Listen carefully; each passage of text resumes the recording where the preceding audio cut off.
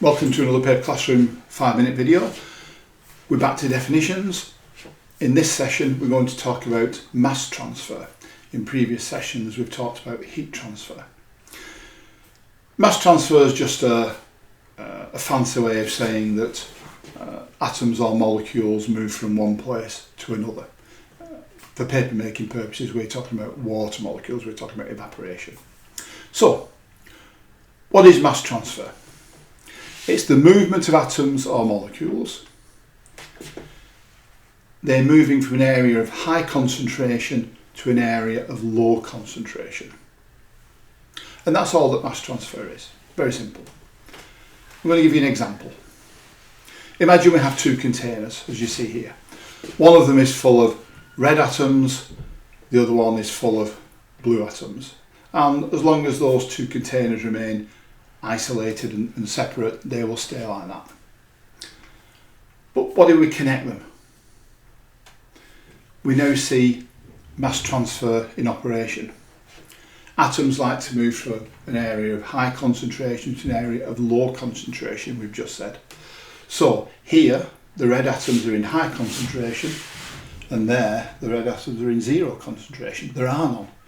Here the blue atoms are in high concentration, but here they're in low concentration because there are none.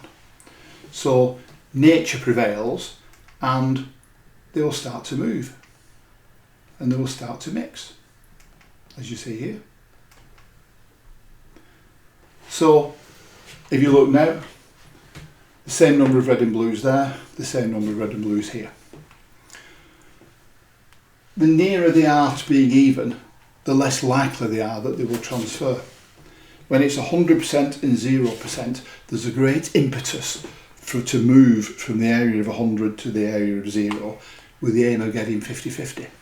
So the closer you come to being equal, then the less opportunity there is, the less impetus there is for anything to happen. If we look at the practical application, what we're here to talk about really, paper making, how does it apply to paper making? Well, here's a sheet of paper. The blue molecules represent water, blue dots represent water molecules. Here we've got water molecules just in the sheet, nothing in the air. Here we've got water molecules in the sheet and water molecules in the air. Here, lots of water molecules here, so we've got a wet piece of paper, and above, no water molecules, so dry air. So water wants to move from an area of low concentration to an area of high concentration. So there's a great impetus for some of these water molecules to move up from here into here. If one moves, the ratio is going to be 3:1.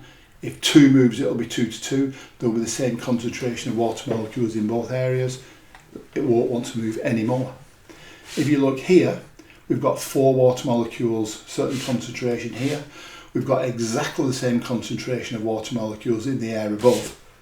So there is no impetus whatsoever for these water molecules to move out to here because they're already the same concentration. So this paper will never dry. And this is why, what we'll talk about later in another video, it's important to control the flow of air. It's the airflow that really dries paper. It's pushing out these barriers of moisture to create a deficit in moisture. Therefore, moisture will want to move from the sheet up into the air. So, thank you for listening, and a quick summary of these, just 4 points. Mass transfer is involving the movement of atoms or molecules. These atoms of molecules or molecules move from an area of high concentration to an area of low concentration. And the most important part, the larger the difference, the greater the impetus, the greater the reason for moving. So drying will take place much more quickly. Thank you for listening to this short presentation, and please feel free to follow us on any of this social media.